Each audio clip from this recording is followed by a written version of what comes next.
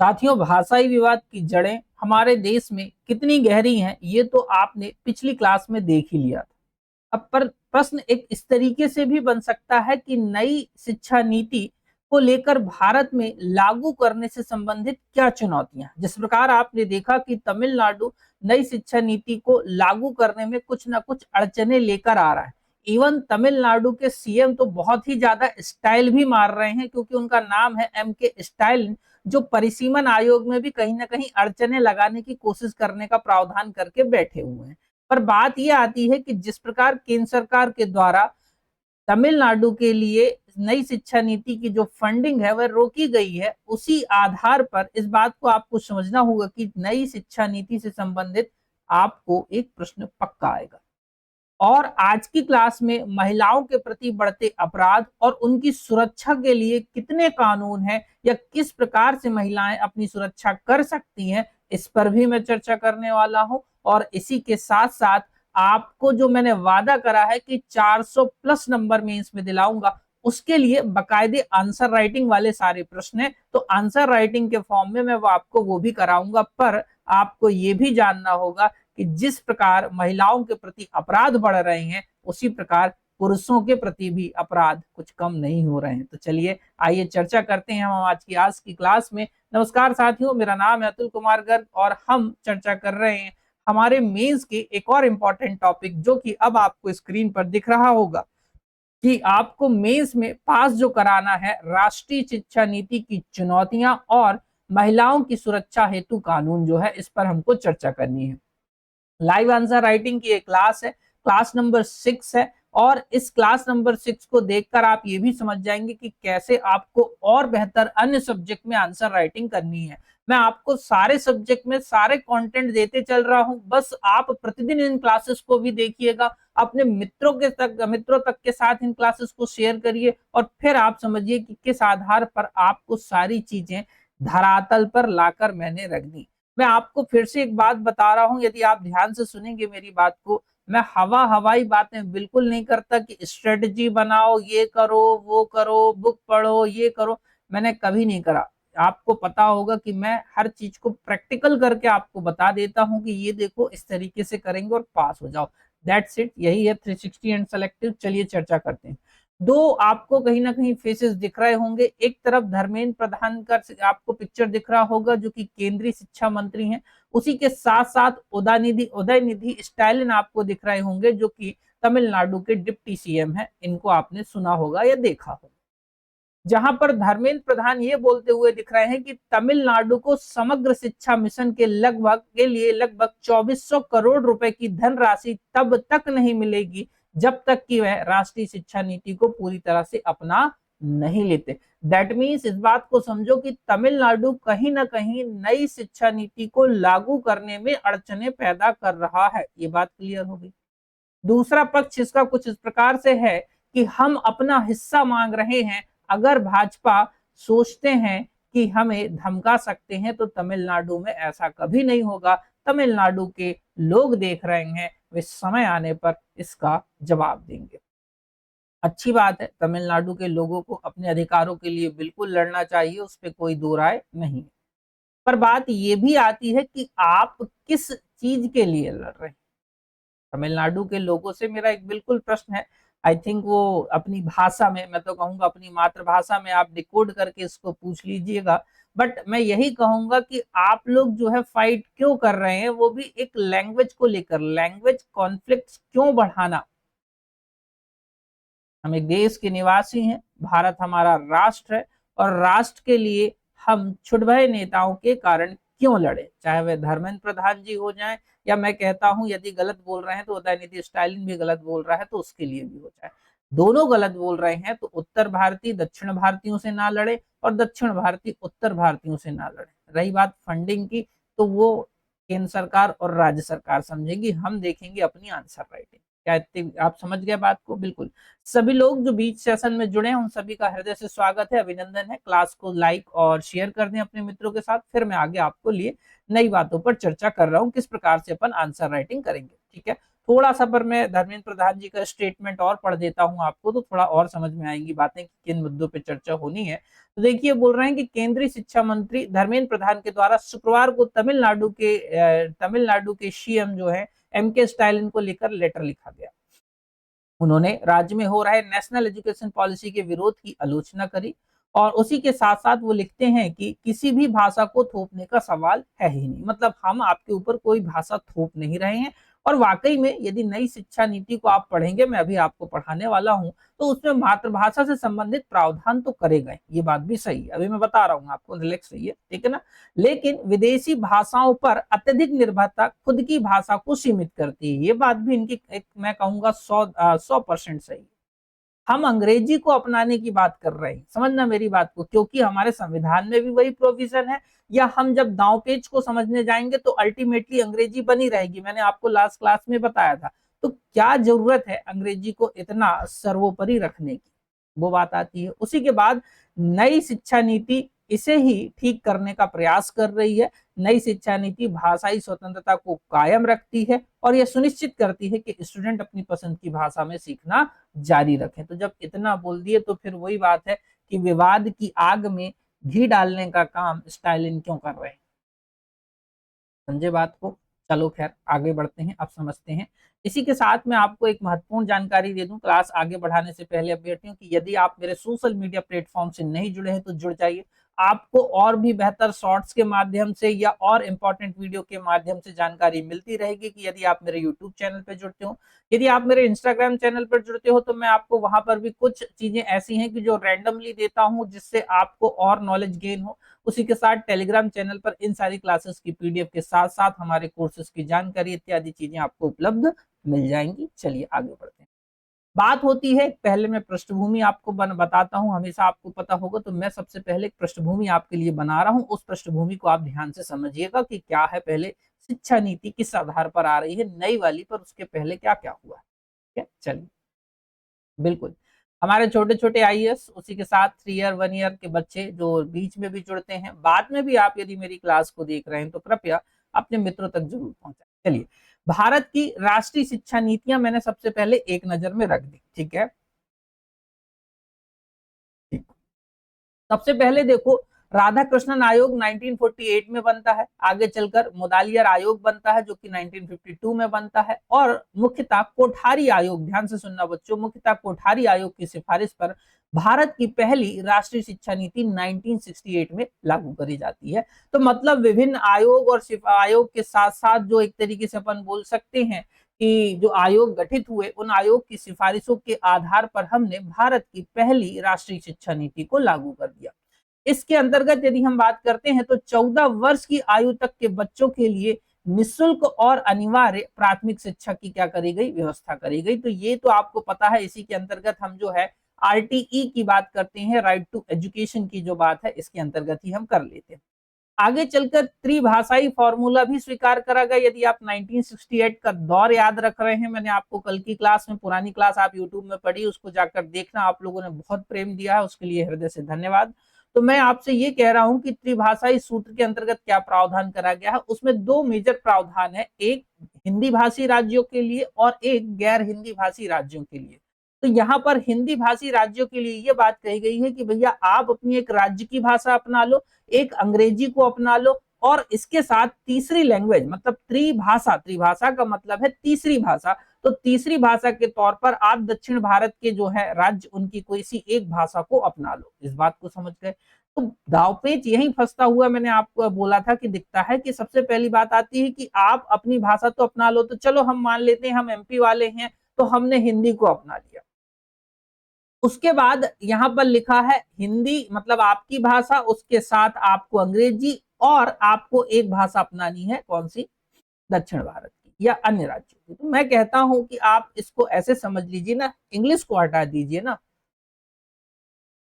है कि नहीं है बात। सेम जो फॉर्मूला है वो लागू होता है गैर हिंदी भाषी राज्यों के लिए, कि आप अपनी प्रादेशिक भाषा में एक तो पढ़ाई करवा लीजिए, जो कार्य है उनको कर लीजिए, उसी के साथ साथ अंग्रेजी को अपनाइए, पर एक आपको उत्तर भारत के राज्यों की भाषा को अपनाना है।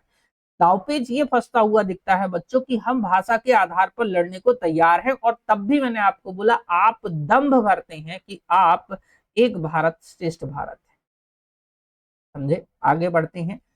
विज्ञान और अनुसंधान की शिक्षा का सामान्यीकरण करना, ये भी अच्छी बात है। कृषि तथा उद्योग के लिए जो है शिक्षा का विकास करना, ये भी प्रोविजन करा गया किसमें, पहली शिक्षा नीति में। चूंकि देखिए यहां से कोई बड़ा प्रश्न आपको नहीं बनेगा, इसलिए मैं फटाफट इसको बता रहा हूं। मैं आपको मेजरली बताऊंगा कि नई शिक्षा नीति क्या है और उसकी चुनौतियां क्या है, समझ गए। पर एक बैकग्राउंड जो मैं आपको बता रहा हूँ वो आपको पता जरूर होना चाहिए, समझे बात को।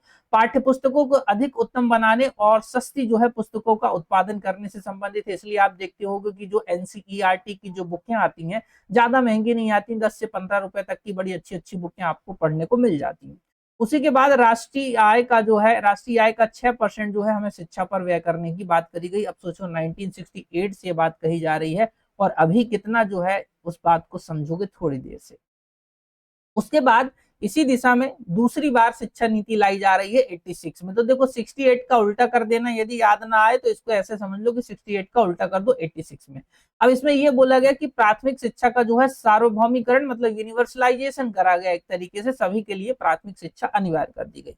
माध्यमिक शिक्षा का व्यवसायीकरण कर दिया गया और शिक्षा का सामाजिकरण कर दिया गया। उसी के साथ साथ शिक्षा के अंतर्गत हमने जो है 10+2+3 का मॉडल जो है अपनाया। जैसे हम जो है अभी तक 10वीं पढ़ रहे थे, 10वीं के बाद 11वीं 12वीं, 11वीं 12वीं के बाद हमारा ग्रेजुएशन 3 साल का होता था। ये बात समझ गए, इसको याद रखना क्योंकि आगे ये चेंज होता हुआ आपको दिख रहा है, समझ गए। हमने 10 तक पढ़ा, फिर उसके बाद 11वीं और 12वीं, 11वीं 12वीं के बाद जो है हमने आगे का ग्रेजुएशन का 3 ईयर का कोर्स करा, ये प्रावधान था। 1992 में जो है पीवी नरसिम्हा राव ने दूसरी शिक्षा नीति में संशोधन जो है करवा दिया था, तो मतलब इसमें भी थोड़े से अमेंडमेंट कर दिए गए थे। तो ये हुई पहली शिक्षा नीति और दूसरी शिक्षा नीति। इतनी बातें आपको समझ में आ गई हो तो एक बार फटाफट कमेंट कर दो। बिल्कुल। इसके बाद मैं आपको जो है ना नई शिक्षा नीति पर लेकर चल रहा हूँ। बस इतना थोड़ा सा बेसिक था, मैंने कहा आपको बता दूं, आपके पास थोड़ा सा ज्ञान होना चाहिए। ज्यादा तो मैं कभी देता नहीं हूँ ज्ञान, आपको भी पता है। मैं चाहता हूँ आप कम पढ़ें, अच्छा पढ़ें और पास हो जाएं। मेरा हमेशा यही उद्देश्य रहा है। पर आपको एक बेसिक अंडरस्टैंडिंग हमेशा रहनी चाहिए मेरे प्यारे अभ्यर्थियों, जिसके आधार पर आप एक अच्छे अभ्यर्थी भी बने। चलिए आगे बढ़ते हैं।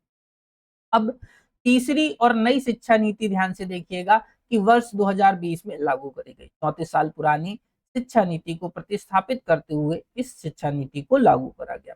इस शिक्षा नीति के अंतर्गत हमने हर वो संभव प्रयास करे जिसके आधार पर हम भारत में शिक्षा का स्तर ऊपर उठा सके। ठीक है, क्योंकि इसके पहले जिस प्रकार से शिक्षा दीक्षा हमारे यहाँ दी जा रही थी उसके चैलेंजेस बहुत सारे थे, मैंने आपको बोला था। क्योंकि भारत में अक्सर आप देख रहे हैं कि डिग्रीधारी निकल रहे हैं, हर वर्ष इतने डिग्रीधारी निकल रहे हैं कि भारत में स्किल्स का अभाव हो चुका है।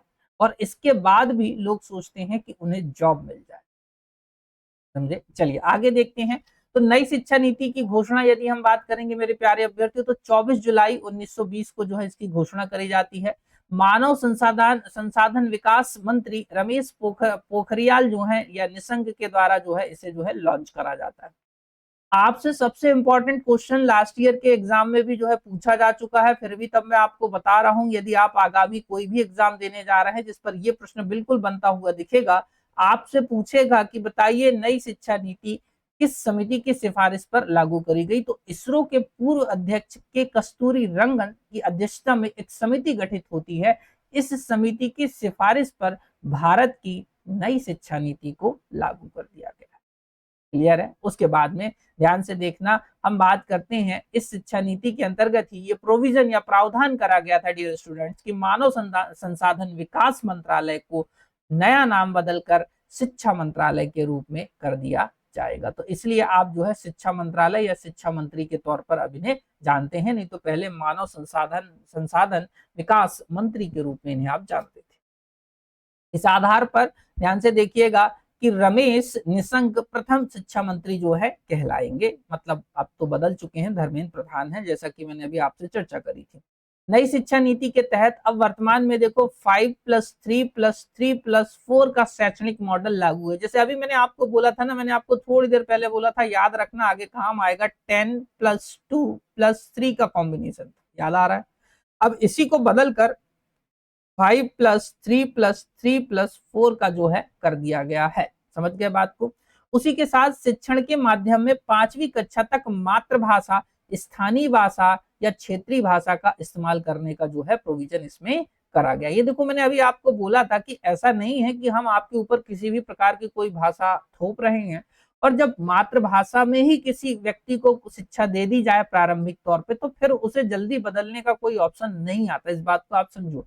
जैसे मैं आपको प्रारंभिक तौर पर ही जब आप पैदा होंगे उसी से मैं इंग्लिश सिखाना शुरू कर दूंगा ना आपको शुरू से, तो आपका बेस इंग्लिश ही कहलाएगा। इस बात को आप समझना हमेशा। हम तो इंग्लिश हो चुके हैं, जैसा इस प्रकार आज की जो न्यू जनरेशन आ रही है, मैंने एक चीज देखी कि वो हो गई है इंग्लिश। क्या हो गई है? इंग्लिश। ना केवल हिंदी है और ना केवल इंग्लिश है, वो क्या हो चुकी है? इंग्लिश हो गई है। समझ गए बात को? तो ये एक और इम्पोर्टेंट बात आती है कि आपको समझना होगा कि मातृभाषा में या शिक्षा देने का प्रावधान तो करा गया है नई शिक्षा नीति के अंतर्गत। कक्षा 6 से वोकेशनल कोर्स और शोध करने वाले छात्रों के लिए स्नातक डिग्री की अवधि को अब कर दिया गया है 4 वर्ष। ध्यान से समझना। अब कक्षा 6 से वोकेशनल कोर्स का मतलब क्या होता है? ऐसे कोर्स जिनमें आपको प्रैक्टिकल ट्रेनिंग मिले। अभी हमारे यहाँ कक्षा 6वीं तो छोड़ो, कक्षा 10वीं या कक्षा 12वीं तक भी किसी भी प्रकार की कोई वोकेशनल ट्रेनिंग नहीं दी जा रही थी। इसके कारण बहुत सारे बच्चे जब पास आउट होते थे तो उनके पास किसी भी प्रकार की कोई स्किल्स नहीं होती थी। इतनी बात समझ में आ गई आप लोगों को? बिल्कुल।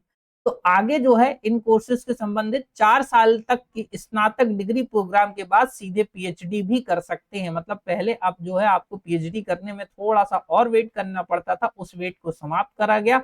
और उसी के साथ साथ पुराने होते एमफिल के जो कोर्स हैं इनको भी सरकार ने नई शिक्षा नीति के तहत समाप्त कर दिया गया। इसमें शिक्षा पर जीडीपी का 6% खर्च करने का लक्ष्य रखा गया है, जो कि वर्तमान में 4.43% है। अब देखो ये कितनी चैलेंजिंग बात है। मैंने आपसे थोड़ी देर पहले ही कहा था, यदि 1968 की पहली शिक्षा नीति की यदि आप बात करेंगे, तभी प्रोविजन करा गया था कि जो है हम कहीं ना कहीं जीडीपी का या राष्ट्रीय आय का 6% इन्वेस्टमेंट करें। परंतु आज तक 4.43% तक का जो है यहाँ पर निवेश करा जा रहा है। ये भी एक विडंबना है कि यदि आप 2025 से काउंट करेंगे और 1968 को काउंट करेंगे, तब आप समझ पाएंगे कि कितने सालों के गैप के बावजूद अभी भी देश में शिक्षा के स्तर को उठाने का कोई बड़ा प्रावधान नहीं करा गया। शिक्षा नीतियां लाना आसान है, इन शिक्षा नीतियों को लागू करना कितना चैलेंजिंग है, अभी मैं आपको वही प्रश्न बताता हूँ। ध्यान से देखो। 2030 तक स्कूली शिक्षा में 10% जीईआर मतलब ग्रॉस एनरोलमेंट रेशो की बात हो रही है, के माध्यम से के साथ माध्यमिक स्तर पर एजुकेशन फॉर ऑल का जो है लक्ष्य रखा गया। मतलब 100% जीआर ग्रॉस एनरोलमेंट में सभी लोग रजिस्टर्ड हो जाएं, सभी के नाम लिख जाएं, मतलब जो बच्चे स्कूल जा सकते हैं। समझे बात को? उच्च कक्षा में जीईआर ग्रॉस एनरोलमेंट रेशो की बात आ रही है, तो 2035 तक 50% करने का लक्ष्य रखा गया। अब तुम खुद से देखो कि मतलब यदि किसी स्थान विशेष में 100 लोग रहते हैं, ध्यान से समझना, बहुत इंपॉर्टेंट बात कह रहा हूं, तो 100 में से 50% लोग भी उच्च शिक्षा को ढंग से प्राप्त नहीं कर पा रहे हैं। ये है चैलेंजेस। तब तभी ये समझो, ग्रॉस एनरोलमेंट, एनरोलमेंट का मतलब ये होता है मेरे प्यारे बच्चों कि जरूरी नहीं है आप स्कूल जाओगे, आपका नाम जरूर रजिस्टर में दाखिल हो जाएगा। ये बात कह रहा हूं, समझे बात को? उसके बाद में परख की बात आती है, तो परख नामक एक राष्ट्रीय आंकलन केंद्र की स्थापना की बात आई, जिसमें छात्रों की प्रगति के मूल्यांकन को जो है आंका जाएगा। वहीं यूजीसी, एआईसीटीसी, उसी के साथ एनसीटीई को हटाकर higher education commission of India का जो है निर्माण करने की बात भी कही गई। इसी के साथ साथ आपको बता दूं कि नई राष्ट्रीय शिक्षा नीति को लागू करने वाला पहला देश है राज्य हिमाचल, वहीं दूसरा है आपका मध्य प्रदेश। तो इस तरीके से नई शिक्षा नीति के प्रोविजन, यदि आपसे पूछ ले कि नई शिक्षा नीति के संबंधित प्रमुख प्रावधानों को लिखिए, 7 मार्कर में पूछ ले, तो आप उसको छाप कर चले आना। ये हुआ मेंस की आंसर राइटिंग का कंटेंट। पर अब मैं आपको और आगे ले चलता हूं, पर आगे ले चलने से पूर्व आप एक बार मुझे कमेंट कर दें। मैं सभी के कमेंट्स को चेक कर रहा हूं। इन कमेंट्स के बेसिस पे आप मुझे फटाफट बता दीजिए कि हाँ, आप सभी लोग जो है इतनी बातों को समझ गए, आपको इतनी बातें समझ में आ रही हैं और कोई डाउट आपको नहीं हो रहा है। जल्दी से बता दीजिए। बिल्कुल।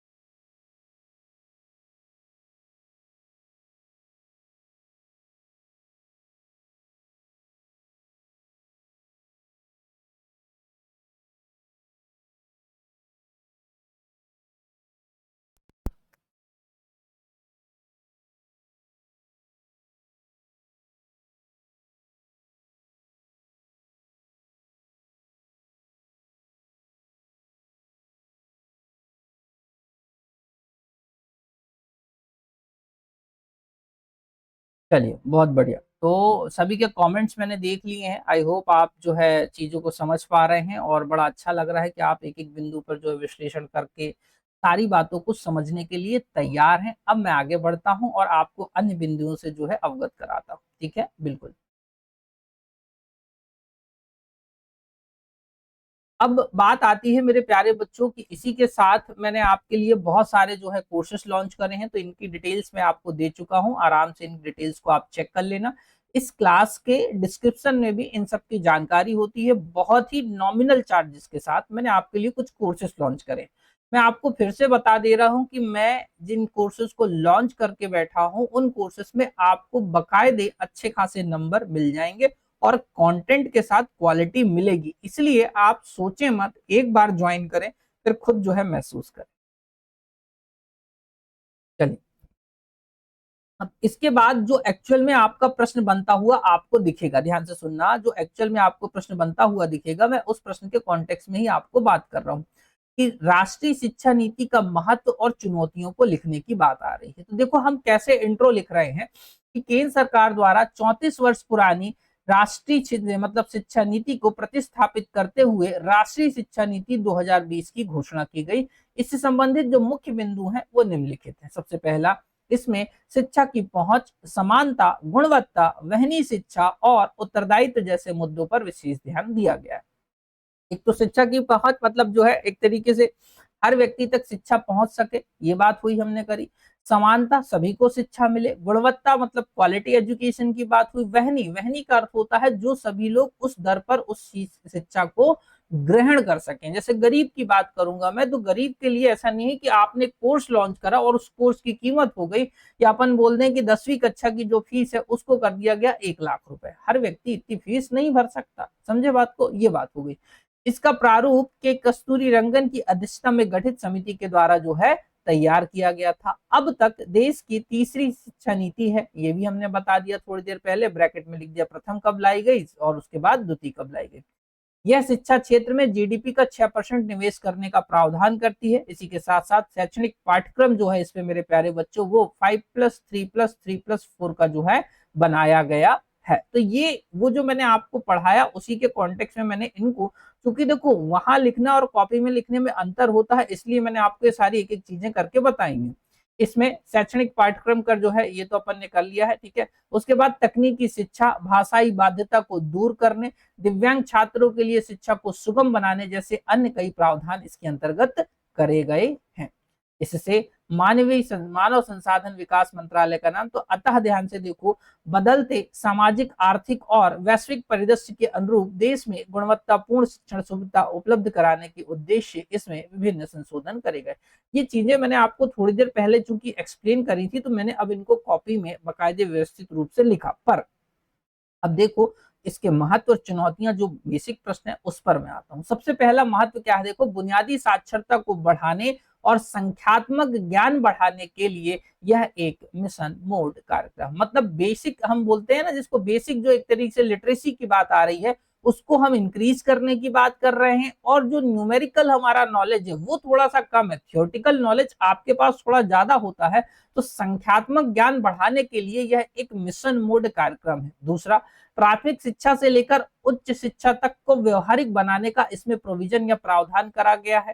थर्ड नंबर, जॉब ओरिएंटेड शिक्षा को जो है इस पे ज्यादा महत्व दिया गया है। जैसे मैंने अभी आपको बोला, अभी आपकी जो शिक्षा का मॉडल है उसके साथ आपको जॉब प्राप्त करना बड़ा चैलेंजिंग हो रहा है। आप जिस स्कूल की बात कर लो जिससे पास आउट हो, उसका शिक्षा का स्तर आपको पता होगा, उसी के साथ साथ आप इस लालसा से कॉलेज में जाते हैं कि नहीं हम कॉलेज जाएंगे तो हमें कॉलेज के बाद नौकरी मिल जाएगी, और आपको पता है नौकरी तो आपको कभी नहीं मिल रही। समझ गए बात को, कॉलेज के बाद तो खास कर नहीं मिल रही।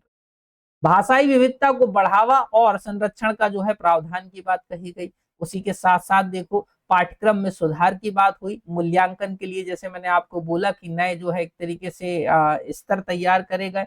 आर्टिफिशियल जो है इंटेलिजेंस की बात भी हुई, और जैसी तकनीकों का समावेश मतलब एआई को बढ़ावा देने की बात भी ये शिक्षा नीति करती हुई दिख रही है। शिक्षण प्रणाली, शिक्षकों के प्रशिक्षण आदि में भी सुधार इसमें प्रस्तावित है। मतलब एक तो शिक्षा का जो पैटर्न है, पढ़ाने का जो तरीका है, इस पे सुधार की बात कही गई।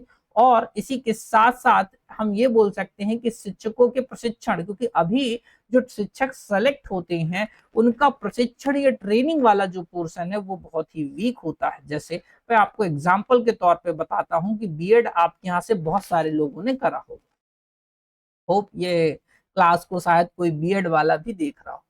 तो जब आपने बीएड करा, ईमानदारी से बताना बीएड का सिलेबस सबसे बेस्ट सिलेबस है कि नहीं?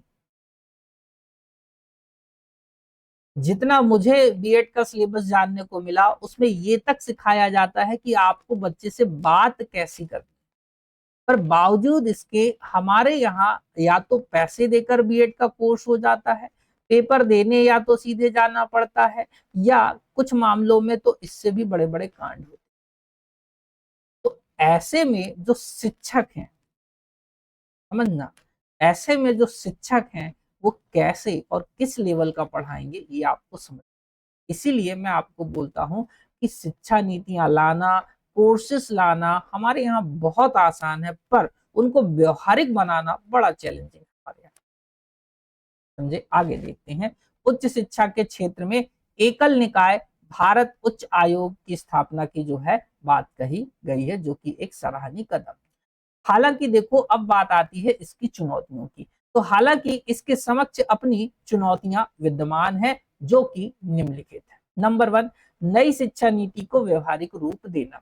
मैं आपसे कई बार ये बात करता हूं कि प्रैक्टिकली थोड़ी सी चीजें चैलेंजिंग हो जाती हैं। जैसे मैं भी अपनी भांजी के एडमिशन के लिए गया, जब मैंने देखा तो वहां पर कई लोगों को ये तक नहीं पता था कि सिलेबस में क्या क्या है, कैसे वोकेशनल कोर्सेज को चयन करना है, वो भी फोन लगा लगा के पूछ रहे। मैंने कहा बताओ, नई शिक्षा नीति लागू तो कर दी गई पर कई लोगों को ये तक नहीं पता है कि कोर्सेज को कैसे प्रॉपरली एनरोल करना है, कौन कौन से कोर्सेज इस पर्टिकुलर कोर्स में आएंगे,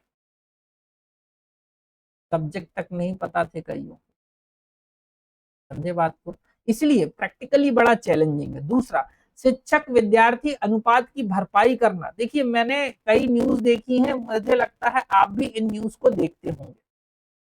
जब इन न्यूज को आप देखते हैं तब आप पाते होंगे कि कहीं पर या तो शिक्षक कुर्सी लगा के जो है जमी, या कहीं जो है बड़े आराम से सो रहे हैं, मैडम मोबाइल चला रही हैं, ऐसे भी आपको कई केसेस देखने को मिलते होंगे। और कहीं पर आपको ये भी देखने को मिलता होगा कि 400-400, 200-200, 300-300 बच्चों के बीच में एक अकेला टीचर है। समझे बात को। अभी हाल ही में केंद्र सरकार के द्वारा परिसीमन आयोग पर चर्चा हो रही है। केंद्र सरकार सीटें बढ़ाने के लिए तत्पर है। इसके पीछे हवाला ये दिया जा रहा है कि भारत की जनसंख्या बहुत बढ़ चुकी है और इस जनसंख्या के अनुपात में उतने विधायक या सांसद हम नहीं चुन पा रहे, जिसके कारण विधायक या सांसद लोगों की समस्याओं का समाधान नहीं दे पा रहे हैं। पर इस राष्ट्र में विद्यार्थियों के लिए कितने अनुपात में कितने शिक्षक होना चाहिए, कितने मरीजों के बीच में कितने डॉक्टर्स या एक तरीके से डॉक्टर्स फील्ड के लोग होने चाहिए, या इतनी जनसंख्या में कितने पुलिस बल होने चाहिए, इस पर सरकारें चर्चा नहीं करती। समझ रहे हैं, नहीं समझ रहे? चलिए आगे बढ़ते हैं। तकनीकी उन्नयन संबंधी चुनौतियां। टेक्नोलॉजी का जो अपग्रेडेशन है ये बोलने के लिए आसान है, जैसे मैं आपसे बोल दूं कि एआई को यूज कर लेना, ये कर लेना, पर क्या तुम वाकई में कर पाओगे कि नहीं कर पाओगे, ये एक बड़ी बात होती है। उसके बाद में आर्टिफिशियल इंटेलिजेंस के से शिक्षण भी चुनौतीपूर्ण विषय है। एआई से आप बोल रहे हैं कि सारी चीजें करवा देंगे, जैसे अभी ग्रोक हाल ही में चर्चा में बना हुआ है। सही कह रहा हूँ, नहीं कह रहा हूँ? ग्रोक जिस प्रकार से चर्चा में बना हुआ है उससे आप शिक्षण का कार्य करवाएंगे। देखिए किस तरीके से भाषा को विभाषा कर सकता है, वो किस तरीके से पृष्ठभूमि में आग लगा सकता है, गालियां दे रहा है। समझ रहे हो बात को, नहीं समझ रहे? गालियां तक दे रहा है ग्रोक, ये हाल है। गालियां देने के साथ साथ वो ये भी बता रहा है कि पीएम की मोदी फर्जी है, सबसे फर्जी राष्ट्रवादी नेता कौन है, अमित शाह ने किस किस केस में जो है इन्वॉल्व है। ये ऐसे कई विषय हैं जिन पर वो जो है आड़े हाथों सबको ले रहा है। एआई से पढ़ना, यही चीजें तो बच्चे भी फिर जानेंगे, क्योंकि देखिए हमारे यहाँ पढ़ाई से ज्यादा इन विषयों पर लोगों का इंटरेस्ट जागता है। उसके बाद में देखिए शिक्षा व्यवस्था के लूप होल्स की भरपाई करना, अभी भी बहुत सारे लूप होल्स हैं जो प्रॉपर तरीके से ठीक नहीं करे गए हैं। उसी के साथ साथ विद्यमान विसंगतियों को प्रतिस्थापित कर नई अवसंरचना का जो है निर्माण करना। निष्कर्षतः व्यवहारिक नीतियां एवं उनके अपेक्षित परिणामों की दिशा में यथोचित प्रयास करने भी होंगे, तब जाकर हम इन शिक्षा नीति के जो प्रावधान है इनको लागू कर पाएंगे, केंद्र राज्य की तकरारों को समाप्त कर पाएंगे और एक दूसरे के साथ भाईचारे के साथ हम हमारे आगामी बोल सकते हैं कि नव युवकों या नव युवतियों का कल्याण कर पाएंगे। आई होप आपको राष्ट्रीय शिक्षा नीति से संबंधित सारे प्रावधान बन गए होंगे। आपने ये भी समझ लिया कि भाषाई विवाद क्या है, आपने ये भी देख लिया कि राष्ट्रीय शिक्षा नीति से संबंधित चुनौतियां क्या हो सकती हैं। ये प्रश्न आपको निबंध वाले पेपर में भी अच्छा खासा इस बार तैयार होता हुआ दिखेगा, तो मैं कह रहा हूं पेपर नंबर 6 के लिए भी इसको अच्छे से पढ़ के जाना। ठीक है, चलिए बिल्कुल फटाफट एक बार कमेंट्स कर दें, फिर मैं आगे बढ़ता हूं। अब हम नए टॉपिक पे चर्चा करते हैं जो कि महिलाओं के प्रति जो सुरक्षा है उससे संबंधित।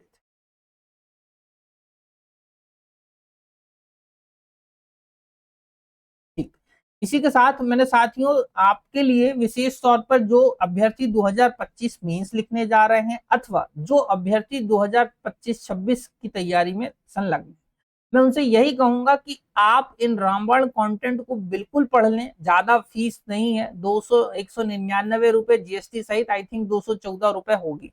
अभी जीएसटी मैं नहीं लगाता हूँ, ये लोग लगाते हैं, मेरे को मत बोलना तुम लोग कि आप लगा रहे हो, समझ गए बात को। तो ये लोग करते हैं जो एप्लीकेशन वाले रहते हैं, मुझे तो इतना पता भी नहीं रहता है, मैं बस बच्चों के लिए कुछ बेसिक करने की कोशिश करता रहता हूँ। तो आप भी ये देख पाएंगे कि कैसे आंसर राइटिंग करनी है, कैसे अच्छे नंबर प्राप्त करने हैं, कैसे आप सीमित शब्द सीमा के अंतर्गत उन्हीं कंटेंट को लिखेंगे जिन कंटेंट को आप अभी पढ़ रहे हैं।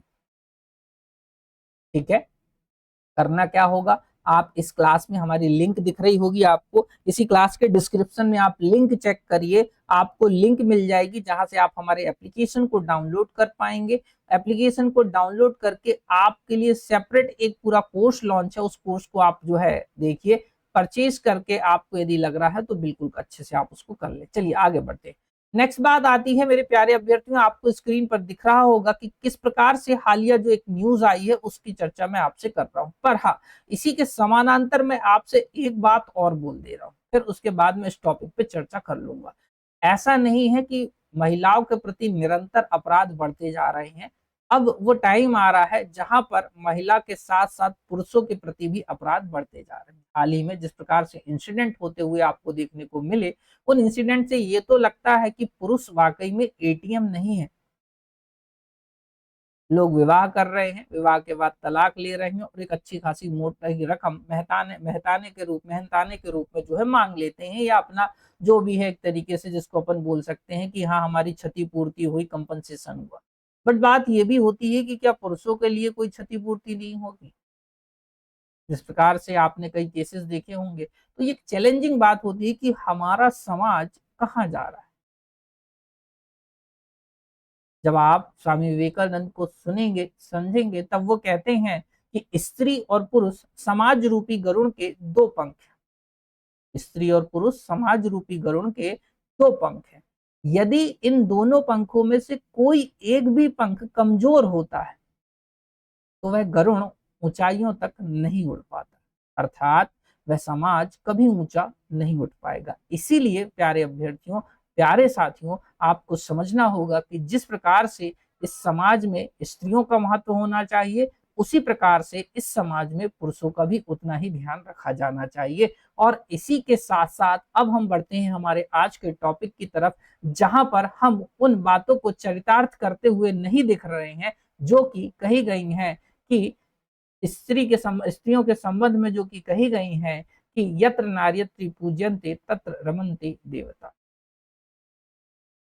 अर्थात हम इसी संदर्भ में बात करते हैं कि जहां पर नारियों की पूजा होती है वहां पर देवताओं का वास होता है। पर जिस प्रकार से हालिया रिपोर्ट्स दर्शाती हैं मेरे प्यारे अभ्यर्थियों, वो चिंता की बात है कि मध्य प्रदेश में महिलाओं के खिलाफ अपराध बढ़ते जा रहे हैं। सरकार ने माना कि प्रदेश में रोजाना 20 दुष्कर्म हो रहे हैं, 5 साल में 19% जो है ये केसेस बढ़ते हुए दिखे हैं। समझना मेरी बात को, जिसके अंतर्गत आप देखेंगे कि झाबुआ में सबसे ज्यादा ये केसेस आपको देखने या महिलाओं के प्रति अपराध आपको देखने को मिल रहे हैं।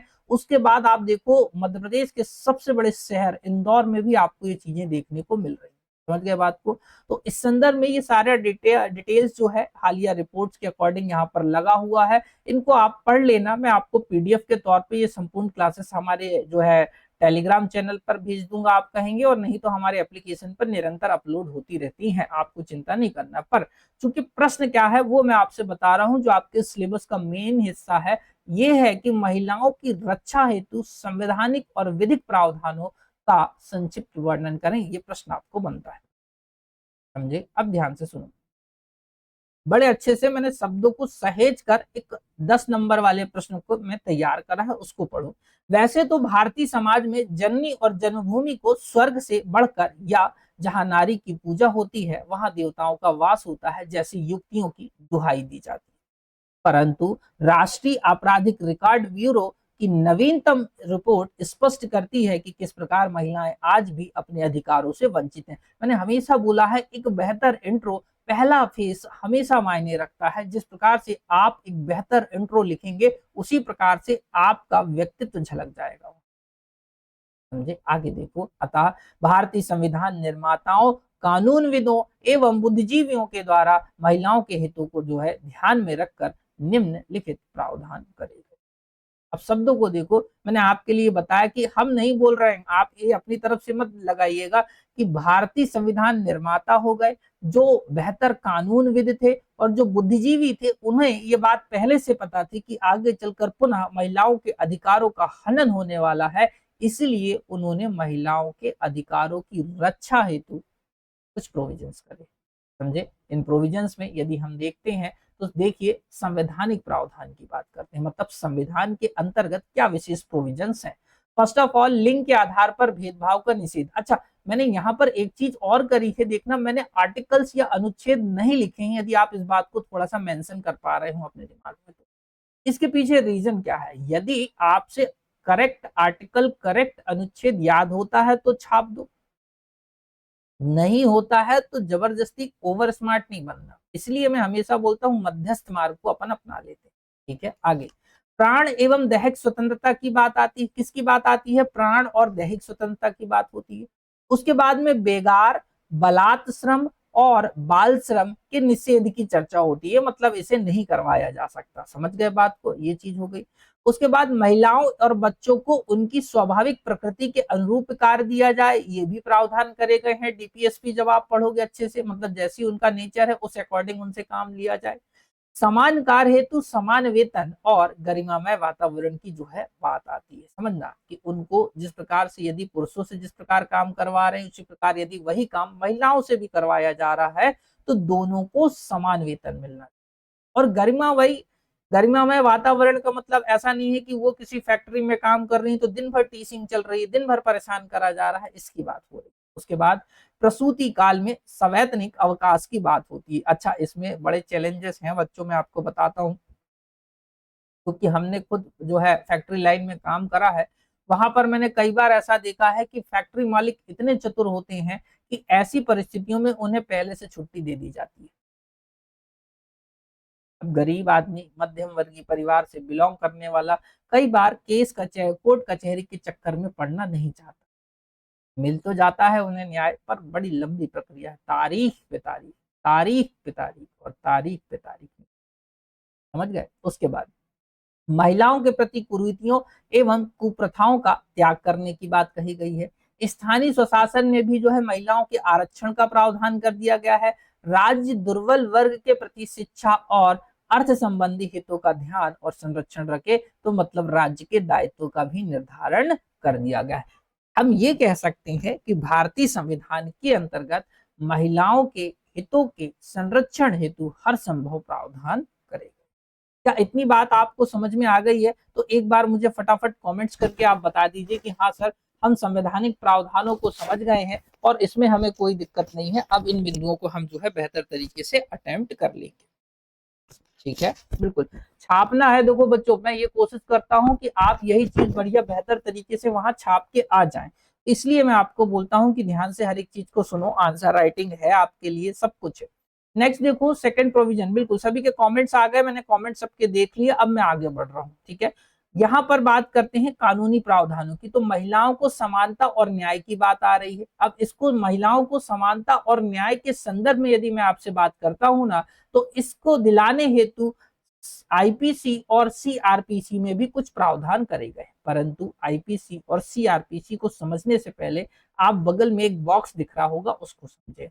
हाल ही में आपको पता होगा कि भारतीय दंड संहिता की जगह भारतीय न्याय संहिता कर दिया गया है और दंड प्रक्रिया संहिता की जगह भारतीय नागरिक सुरक्षा संहिता कर दिया गया। तो आपको इनके नाम लिखना है, आईपीसी की जगह और सीआरपीसी की जगह। एक चीज और, मैंने यहाँ पर एग्जैक्टली उनसे संबंधित धाराओं की चर्चा नहीं करी है, उसके पीछे भी मैं आपको कारण बता चुका हूं, क्योंकि जिस प्रकार से आप यदि आईपीसी और सीआरपीसी को पढ़ेंगे तो नए प्रोविजंस यहाँ पर फिर से चेंज होते हुए आपको दिख रहे हैं।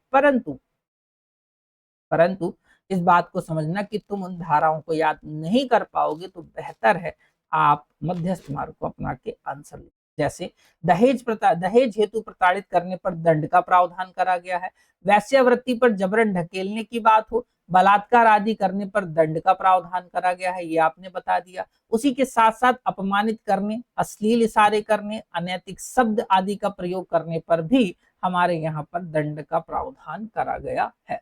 पर मैं आपको एक बात फिर से बता रहा हूं कि ये सब चीजें प्रूव होना बड़ा चैलेंजिंग हो जाता है। इस देश में निर्भया जैसे केस हुए, निर्भया के बाद बंगाल में जो आपने देखा होगा कि जिस प्रकार से वो उस डॉक्टर बच्ची के साथ जो है केस हुआ, ये सारे केस ये दर्शाते हैं कि कहीं ना कहीं न्याय जो व्यवस्था है वो बड़ी फ्लेक्सिबल है हमारे यहाँ पर, और अपराधी एन केन प्रकरण बचता हुआ दिख जाता है। इसीलिए कई मामलों में जैसे आपको कोई अश्लील इशारे कर रहा होगा, आप जाओगे पुलिस वालों के साथ, पुलिस वाले पूछेंगे कि बताओ कैसे इशारे कर, अश्लीलता कैसी है, समझे बात को, तो आप खुद चिंतित हो जाएंगे कि अब इसको क्या बताऊंगे। ये चैलेंजिंग बात होती है। उसके साथ अब अनैतिक शब्दों की बात करूं तो ऐसा नहीं है कि पुलिस विभाग जो न्याय दिलाने के लिए सबसे पहले आगे आता है वहां पर भी अनैतिक शब्दों का प्रयोग नहीं होता होगा। हजार बच्चियां ट्रैफिक पुलिस में खड़ी रहती हैं, कई बार आपने देखा होगा। सही कह रहा हूं नहीं कह रहा हूं? इवन कई बच्चियां पुलिस में भी जो है काम कर रही होंगी, ये बात भी सही कह रहा हूं कि नहीं कह रहा हूं? इनमें खुद पूछ लेना कि उनके साथ कितने अच्छे शब्दों का प्रयोग करते हैं उनके टॉप ऑफिसर, तुम समझ जाओगे।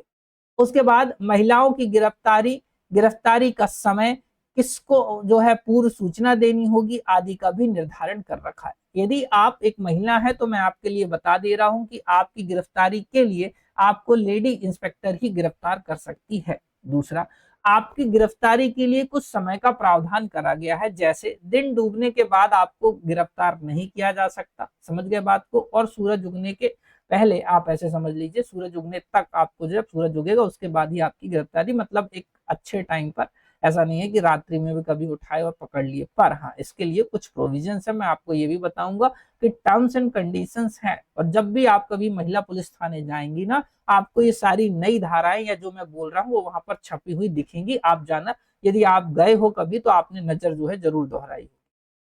उसके बाद में महिलाओं को अपने पसंदीदा वकील करने की जो है सलाह भी ले सकती है, मतलब जब यदि किसी ने मान के चलो पुलिस उनको पकड़ कर ले आई, तो उनको ये बात या इनके पास ये अधिकार है, वो बोल सकती हैं कि मैं अपने पसंदीदा वकील से बात करूंगी, तो आपके लिए उस पर्टिकुलर वकील को जो है बुलाने का प्रावधान भी करा गया है। इतनी बात क्लियर है। उसके बाद में महिलाओं के अधीन किसी स्थान की यदि पूर्व तलाशी करनी होती है तो उसके पहले पूर्व सूचना भी देनी होती है। मान के चलो किसी घर में केवल महिला ही रह रही है और उस घर की तलाशी लेनी है, तो इसके लिए पूर्व सूचना देनी होगी। गर्भवती महिलाओं को मृत्युदंड से छूट दी गई है, तो ऐसे कई प्रोविजन करे गए हैं। अब निष्कर्ष लिखते हैं, देखिएगा निष्कर्ष के तौर पर हम क्या बोल रहे हैं कि निष्कर्षता महिला हितैषी विभिन्न प्रावधान किए गए हैं, परंतु इनके प्रभावी क्रियान्वयन और जागरूकता संबंधी कमियां देखी गई हैं। जैसे मैं अभी आपसे ही कह दूं, यदि आप मेरी इस क्लास को देख रहे हो तो शायद आपको ये नहीं पता होगा कि सूरज ढलने के बाद आपकी गिरफ्तारी नहीं हो सकती। सही कह रहा हूँ नहीं कह रहा हूँ? सही कह रहा हूँ कि नहीं कह रहा हूँ? कमेंट्स करके बता दीजिए एक बार। सारी महिला वर्ग हमारी जो है और जो बाद में भी क्लास को देख रही हैं वो भी बता सकती हैं इसी के साथ। बिल्कुल, हाँ बच्चों, चलो बस बिल्कुल। इसके बाद में अतः आवश्यकता है तो जागरूकता और नैतिकता की, ताकि महिलाओं को उचित वातावरण प्रदान करते हुए सबके साथ सबके विकास की भावना को चरितार्थ करें, या जिनके संदर्भ में हम इतनी बड़ी बड़ी जो बातें कहते हैं कि जननी जन्मभूमि स्वर्गादपि च गरीयसी, या यत्र नार्यति पूज्यन्ते तत्र रमन्ते देवता, इन सारी कविताओं को, बातों को चरितार्थ करते हुए लिखें। तो इस आधार पर मैं अतुल कुमार गर्ग अब आपसे विदा लेना चाहूंगा। उम्मीद कर रहा हूं आपको ये सेशन अच्छा लगा होगा। वन बाय वन मैं आपके लिए हर बेहतर प्रयास कर रहा हूं, मैंने पिछले वर्ष भी आपके लिए करा था। ये प्लेटफॉर्म यद्यपि थोड़ा सा छोटा है, पर आपका प्रेम कभी छोटा नहीं होना चाहिए। आप जितना प्रेम देंगे, मैं यकीन के साथ कह रहा हूं, एक दिन उस बड़े प्लेटफॉर्म पर आकर भी मैं आपको अच्छे से बताऊंगा, और एक ऐसी तैयारी आपके लिए जरूर करी जाएगी जहां पर केवल एक बार में आप सेलेक्ट हो जाए। तो चलिए, मैं अतुल कुमार गर्ग अब आपसे विदा लेना चाहूंगा। उम्मीद कर रहा हूं सेशन को एंजॉय करा होगा, तो अपने मित्रों के साथ शेयर कर दो, क्योंकि सारी महिलाओं को पता होना चाहिए कि उनके क्या अधिकार हैं। उसी के साथ साथ पुरुष एटीएम नहीं है। जय हिंद, जय भारत, धन्यवाद साथी।